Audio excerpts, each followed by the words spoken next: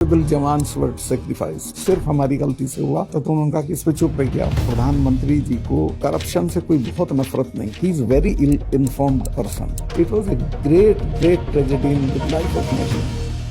हाल ही में senior politician Satyapal Malik ने कुछ बड़े सेंसेशनल बयान दिए प्रधानमंत्री मोदी और पुलवामा हमले के बारे में।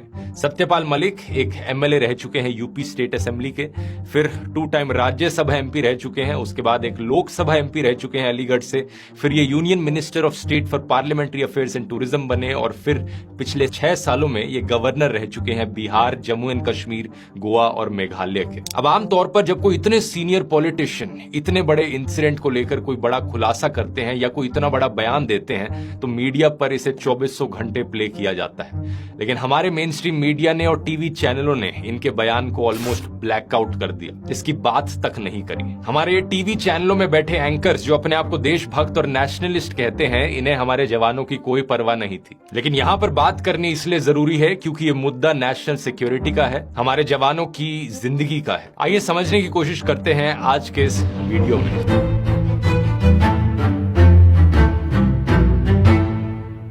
सत्यपाल मलिक ने पहले इंटरव्यू दिया प्रशांत टंडन को उनके यूट्यूब चैनल पर, फिर सीनियर जर्नलिस्ट करण थापर ने उनका इंटरव्यू लिया और फिर रवीश कुमार ने। मेनली इन सारे इंटरव्यूज में 3 बयान उनके थे जो काफी स्टैंड आउट किए। पहला, उन्होंने कहा कि पुलवामा हमले में पाकिस्तान का हाथ जरूर था, लेकिन सरकार की मशीनरी की नेग्लिजेंस को इग्नोर नहीं किया जा सकता। जब वो प्रधानमंत्री मोदी और एनएसए अजीत डोभाल के पास गए इस चीज को पूछने तो उन्होंने इन्हें चुप रहने को कहा। दूसरा, इन्होंने कहा कि प्रधानमंत्री मोदी इल इन्फॉर्म्ड हैं और कश्मीर के बारे में इग्नोरेंट है। और तीसरा, इन्होंने कहा कि प्रधानमंत्री मोदी को करप्शन से कोई बहुत नफरत नहीं है। आइए कहानी को शुरू से देखते हैं। 2014 से जो यहाँ पर सिचुएशन बनी रही थी उसे समझने की कोशिश करते हैं। साल 2014 में लोकसभा इलेक्शंस हुई थी जिसमें भारतीय जनता पार्टी को एक बड़ी जीत मिली थी। एक बड़ा पॉइंट इनके मैनिफेस्टो में था आर्टिकल 370 को हटाना। इसके कुछ ही महीने बाद दिसंबर 2014 में इलेक्शंस होती हैं जम्मू एंड कश्मीर की स्टेट में। यहाँ 2 मेजर लोकल पॉलिटिकल पार्टीज थी।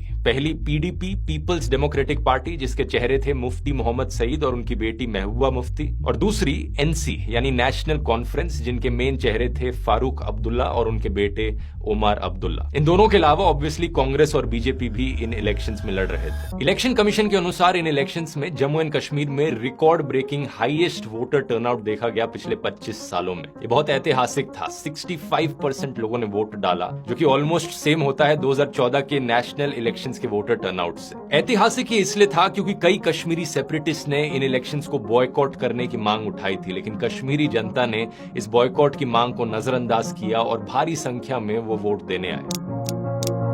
कश्मीरी लोगों ने इंडियन डेमोक्रेटिक प्रोसेस में अपना फेथ दिखाया। इलेक्शन के रिजल्ट्स में एक हंग असेंबली देखने को मिली। गवर्नर्स का रूल इंपोज किया गया। काफी बातचीत हुई, चर्चा हुई, डिस्कशंस हुई अलग अलग पॉलिटिकल पार्टीज के बीच में, और 2 पार्टीज अलायंस में उभर कर आई, बीजेपी और पीडीपी। ये अलायंस काफी अजीब थी क्योंकि कई मुद्दों पर इन दोनों पार्टीज के विचार एक दूसरे से काफी अलग थे, लेकिन फिर भी कोलेशन के लिए ये एक डॉक्यूमेंट सामने लेकर आए जिसे नाम दिया गया एजेंडा ऑफ द अलायंस। कई कॉमन ग्राउंड्स के पॉइंट्स बताए गए, जैसे कि डेवलपमेंट को लेकर, हाइड्रो पावर प्रोजेक्ट्स को लेकर ये दोनों एक दूसरे से सहमत थे। एक और ऐसा पॉइंट था आफ्स्पा को लेकर, armed forces special power act. कहा गया कि दोनों पार्टीज एग्री करती हैं कि इसे रिव्यू किया जाना चाहिए। आर्टिकल 370 के बारे में कहा गया कि जो प्रेजेंट पोजीशन है वो मेंटेन रहेगी ऑन ऑल कॉन्स्टिट्यूशनल प्रोविजंस। तो इस अलायंस में मुफ्ती मोहम्मद सईद को चीफ मिनिस्टर घोषित किया जाता है, वो स्वॉन इन करते हैं। लेकिन जनवरी 2016 में उनका देहांत हो जाता है। फिर से गवर्नर्स रूल लगाया जाता है जम्मू एंड कश्मीर पर। फिर से कंसल्टेशन होती है बीजेपी और पीडीपी के बीच में, और अप्रैल 2016 को नई चीफ मिनिस्टर बनती है महबूबा मुफ्ती,